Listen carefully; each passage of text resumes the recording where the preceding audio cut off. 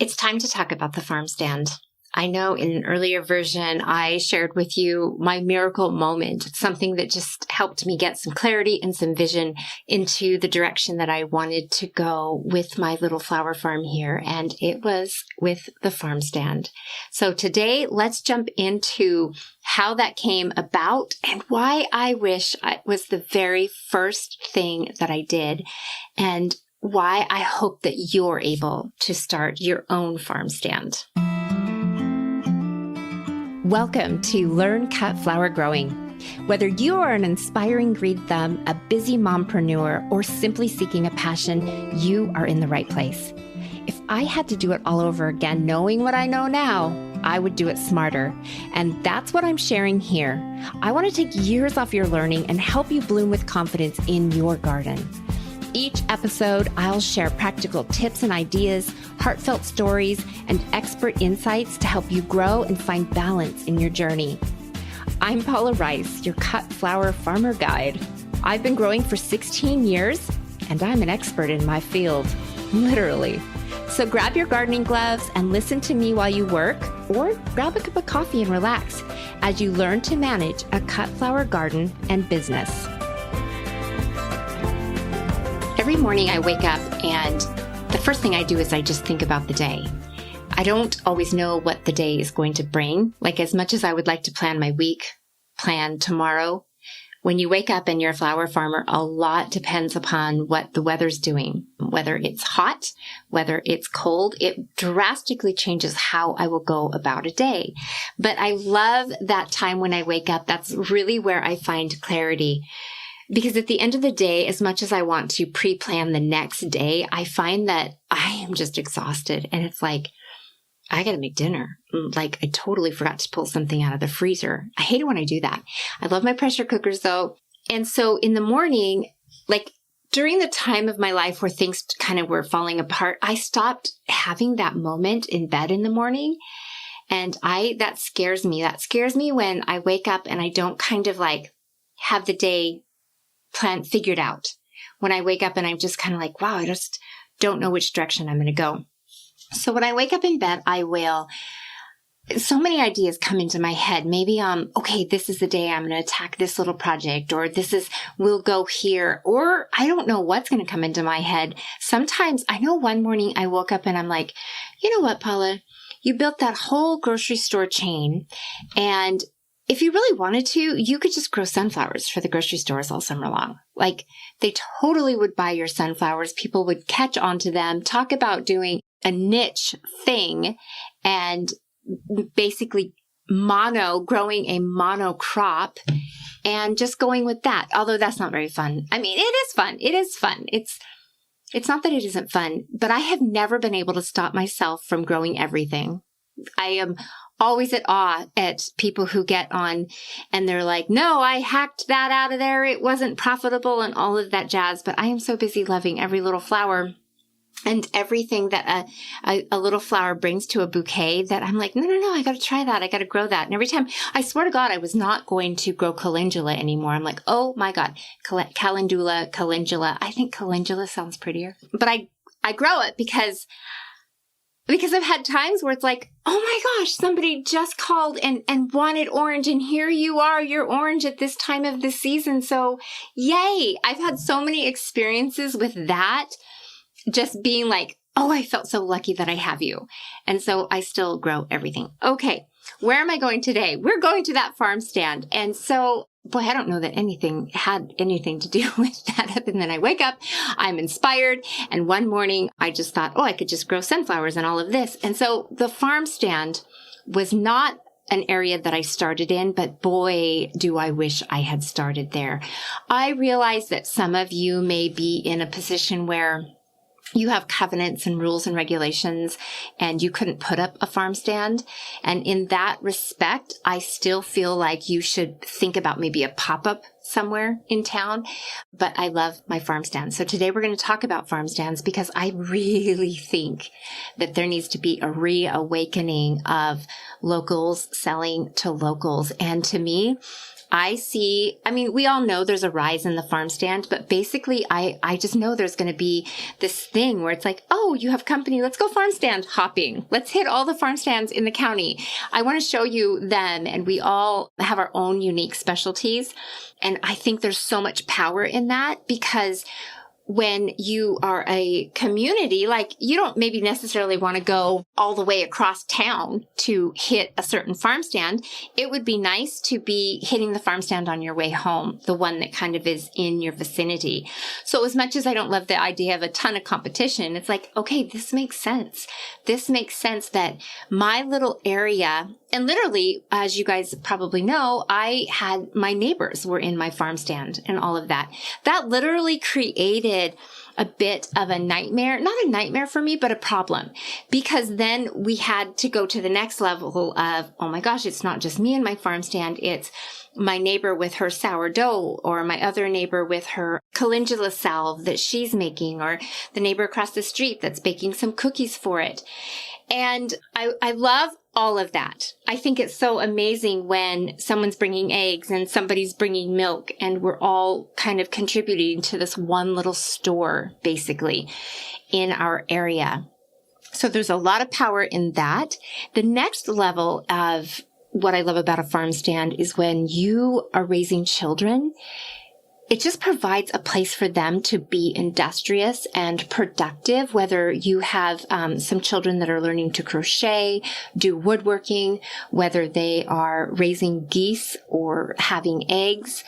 All of those things, the farm stand becomes the perfect place for them to be motivated to sell some of their products. Currently, my boys have been doing some woodworking and turning bowls, and then their friends will come by and they'll turn some things and try it and put some stuff out there to sell.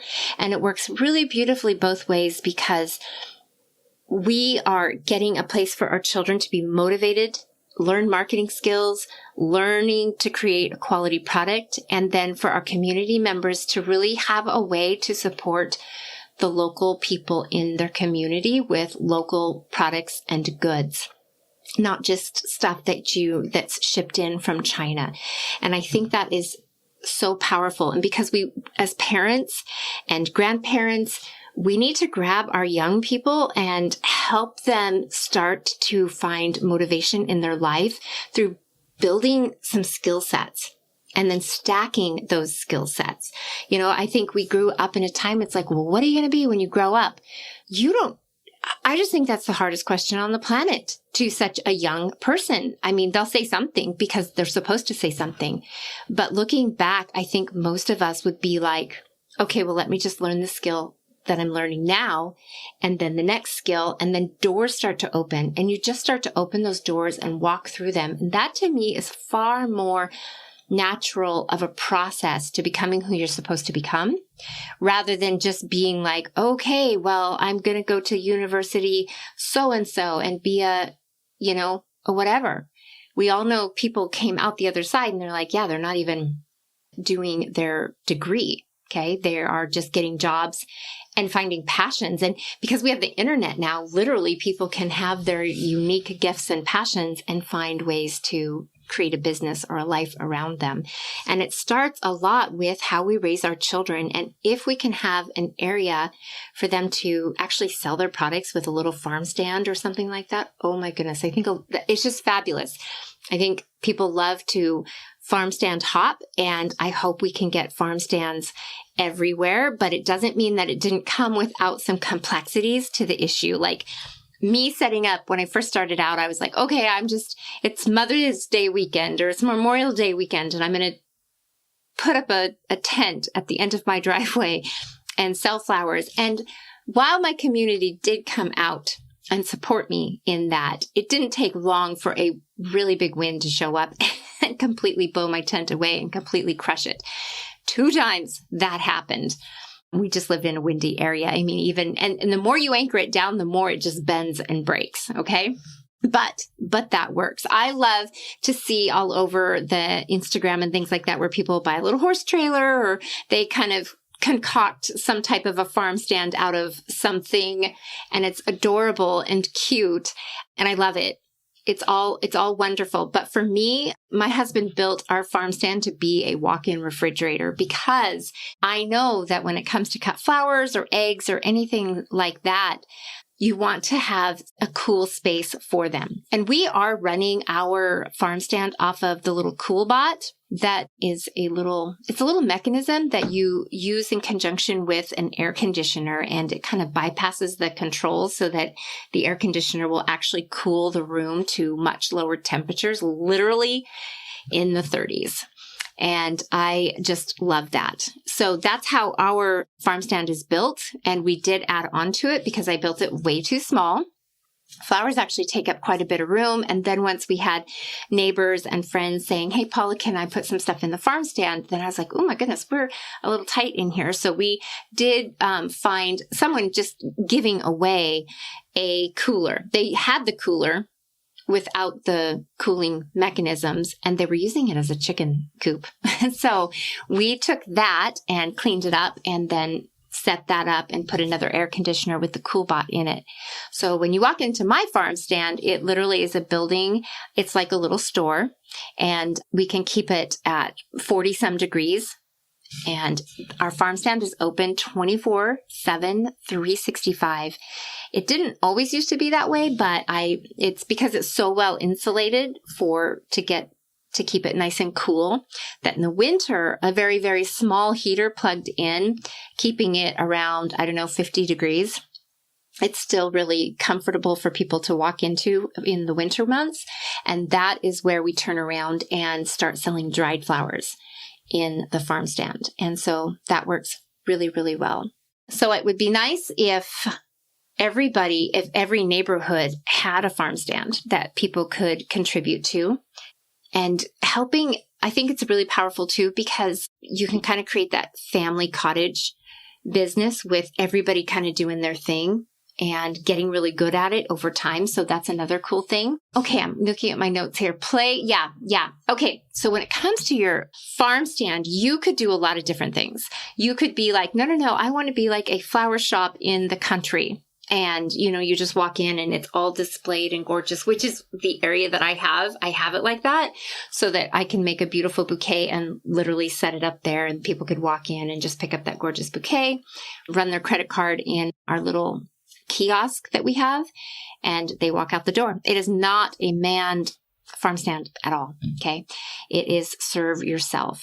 All right. So you can create it to be a little flower shop in the country, but then you also could say, no. I just want to run my flush flowers through it as much as I possibly can and treat it more like the grocery store. Okay. I have both of those. I have it. Okay. Are we wanting a beautiful little florist design, or am I just going to compete with the grocery store and say, okay, I'm just going to grab a wrap of flowers? I do both of those. I let people make a choice. So we have lots of wrapped flowers in there that you can just grab and go. Or do you want to treat it like maybe a wholesaler? Like you could be a flower grower and have a farm stand, and basically it's like straight bunches of flowers. That would be massively fast. People could just swing in and say, okay, I've got an event. I'm going to go and pick up, 6 bundles of flowers from the farm stand. And that ultimately is where I really want to massively pack my farm stand on one side with just lots of different straight bunches, and just call a straight bunch like one type of money, whether it's $15 a straight bunch. But if you buy 6, you get, a different price, something like that, making it super simple. So I kind of am grouping all 3 of those ideas, where we have the little florist, where I've decided to play with flowers and make something beautiful, put my energy and time and talent into that. So that's a different price point. And then we have the part where it's like, no, I'm totally competing with the grocery store. Like, don't just go into the grocery store and buy a bundle of flowers, come up to Bee Haven and grab a unique, beautiful custom wrap. And I like that idea because sometimes I'm just like, okay, I'm just going colorful. But sometimes like, oh, I'm going to kind of pick and choose as I make my wraps, and I'm going to make a neutrals bouquet, and I'm going to make, this is all going to be pinks and purples. And that is super fun. When I did the farmer's market, I would do that all day long. I had all my buckets in front of me, and I would just create different color combinations I love that. So we're doing that in the farm. So I'm kind of doing, when it comes to the flowers, I'm doing all of them. Like basically I'm just going to sell flowers any old way I can. And because I'm familiar with all of those markets, I'm good with that. That seems like a good idea to me. But there's other little problems that can kind of come with the farm stand. And this is just going to happen, and you're going to muddle through them and you're going to fix them as you come along, because absolutely someone is going to come along and steal. And for me, I had people in the farm stand, and we had one person in the farm stand that particularly was being stolen from. We were all good, but it was kind of her products that were being stolen from, and we could not figure it out. We were like, hey, do you have an enemy or something? Like, what is going on? So I did end up putting up surveillance, and that cost me, I just went to Costco, bought a surveillance system, hired somebody, and I needed internet at that point, because in the beginning, we were just drop the money in the box, and I would take checks. I would take cash. If you were a friend and I knew you and you were like, crap, Paul, I didn't have all the money, drop me a note and then we would catch up later. But we did I did need to put in surveillance, because we got a nasty bugger out there at one point, just stealing a lot of stuff. And I am like, these are moms that wake up at 5 o'clock in the morning and they have young babies and they are milking cows. So that really ripped me a new one. I was like, that is the worst of the worst. You are the worst of the worst if you are going to steal raw milk from a mom who is milking a cow in the morning. And so that cost me about $1,300 by the time I had to jimmy rig my internet in the house. And so we put like a little receiver receptor thing out on the house. And then we put another one out on the farm stand so it would catch the signal. We could get Wi-Fi out there for the surveillance. Once I did that, once I had the Wi-Fi out there, then I was like, okay, well, now it's time to set up a payment kiosk where people can enter what they've bought and run their credit cards. And so then at that point, it was like, okay, you can walk in, you can buy something, and you can either run it through the credit card processing machine, or you can just put cash in the cash box. And then with the surveillance up, you obviously saw the cameras everywhere. We put up a sign saying, hey, we are watching. If things get stolen, we will investigate and find out what's going on. And that slowed that down a lot. I suppose it probably still happens. If I saw enough to notice, then we would just jump on the surveillance and see what's happening, because you guys, it all happens. People are pretty tricky. They literally, if you're a thief, you're a thief and you know it. And so they will put their hand by the box so that you're really studying the camera. It's like, did you drop money into the box, or did you just have the motion of doing that? And so we just, surveillance helped me feel better about these moms not being stolen from. But there was still other problems that came up, like you're going to have parking, enough parking so that the cars can get off of the road. And so we did bring in gravel and a spot for people to kind of get off of the road so we weren't bothering our neighbors. Signage to my farm stand, I cannot put a sign out on the main highway. I literally am 3 miles off of the main highway, which is really too bad. I wouldn't say that I'm super convenient to come to. And I wouldn't say that my road is highly populated enough to have people come, but they do come, bless their hearts. They really, really do come. So I do have signage down the county road, kind of encouraging people like, turn here, keep going, 1 more mile, you're almost there. And then a big sign, you're here, thank you for coming. So good signage is important. I did have some signs out on the highway, but the state took them down. So yeah, don't do that. The parking. And eventually we did get better internet out there because it was kind of spotty and always going out. And so that was kind of a trouble, because if people came planning to run their credit card, but the Wi-Fi was down, then they would just write me a note saying, hey, I'm going to have to pay you next time. I came to buy flowers, but your payment machine was down. So I just don't have cash. People don't carry cash as much these days. We did get Starlink. Starlink is amazing and it really, really works. I am remote and we have these other companies that are here and they were like, no, they couldn't get the bandwidth or however that all works.